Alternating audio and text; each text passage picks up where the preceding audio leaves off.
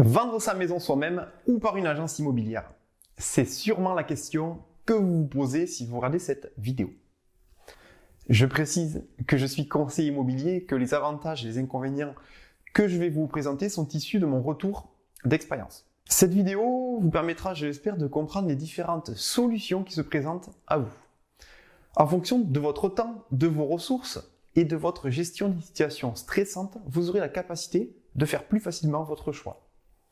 Avant de commencer, et dans le cas où vous me découvrez pour la première fois, je souhaite me présenter rapidement. Je suis Cédric Dutreil, conseiller immobilier depuis 2011 sur Tyros et ses alentours. Et sur cette chaîne, je vous partage mes conseils pour vous aider à acheter, vendre ou valoriser votre bien immobilier. Donc si le sujet vous intéresse, pensez à vous abonner. La principale question que vous allez vous poser concernera les frais d'agence.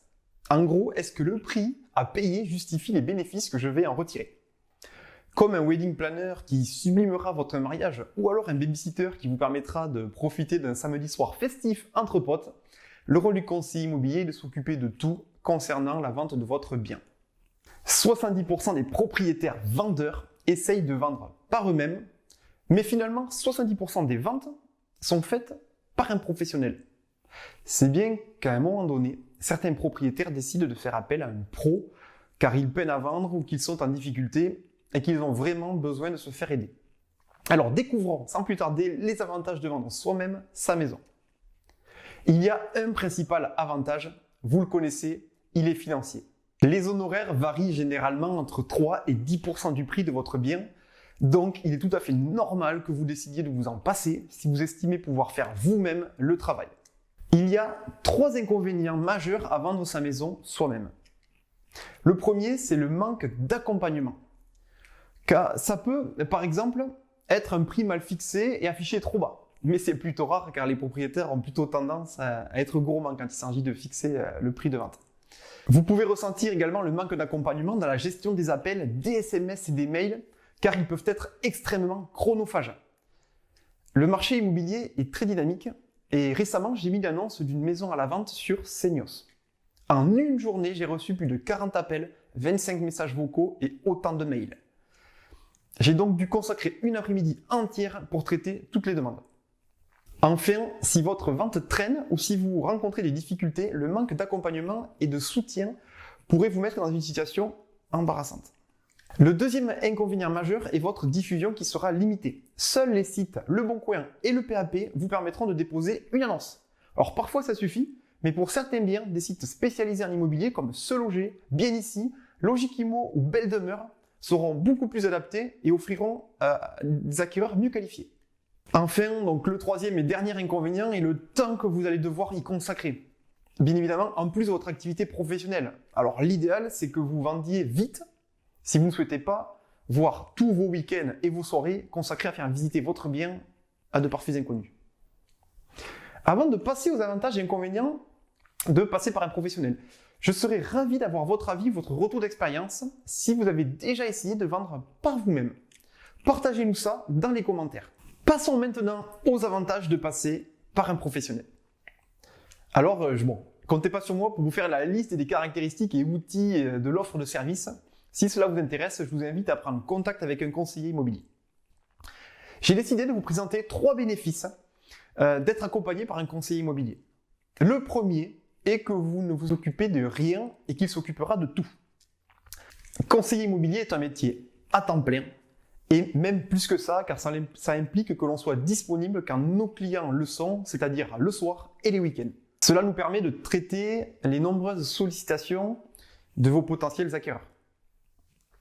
Déjà, au niveau administratif, on s'occupe de tout, que ce soit de la mise en relation avec un diagnostiqueur jusqu'à la signature définitive chez le notaire. Bien évidemment, en passant par tout ce qui va être recherche des documents d'urbanisme et aide au montage du dossier de l'acquéreur. Sachez que depuis la loi Allure, le conseil immobilier doit s'engager contractuellement à réaliser certaines missions et actions. C'est une garantie pour le vendeur de pouvoir rompre le mandat si les engagements ne sont pas tenus. Le deuxième avantage, c'est l'expertise et le savoir-faire qui permettra de sécuriser votre projet. Les connaissances juridiques permettront en fait d'anticiper les éventuels problèmes qui sont de plus en plus fréquents. tant qu'il y a de nouvelles procédures régulièrement mises à jour. De plus, avant chaque visite, un processus est mis en place pour s'assurer de l'identité et de la solvabilité de vos visiteurs. Enfin, la maîtrise technique de marketing et des outils technologiques permet de sélectionner les plus adaptés afin de valoriser et différencier votre maison et ainsi attirer le meilleur acquéreur rapidement. Le dernier avantage est en fait le haut niveau d'information que collectera le conseiller immobilier. Cela vous donnera en fait la possibilité de prendre les bonnes décisions et de vous adapter rapidement. Déjà, le portefeuille actif d'acquéreurs permet de segmenter la demande et ainsi, vous serez certain qu'il existe des acquéreurs qui ont le budget pour le prix que vous envisagez de vendre. Le fait d'analyser les statistiques de votre annonce sur les différents sites, additionné aux commentaires récoltés lors des appels téléphoniques, plus tous les comptes rendus de visite sont une véritable mine d'or. Votre conseiller vous fera un suivi personnalisé et régulier. Et cela ne vous coûtera que quelques minutes de votre semaine pour être mis au courant de tout. Il y a un principal inconvénient à passer par un professionnel. Ce n'est pas que les honoraires. C'est surtout de trouver le bon.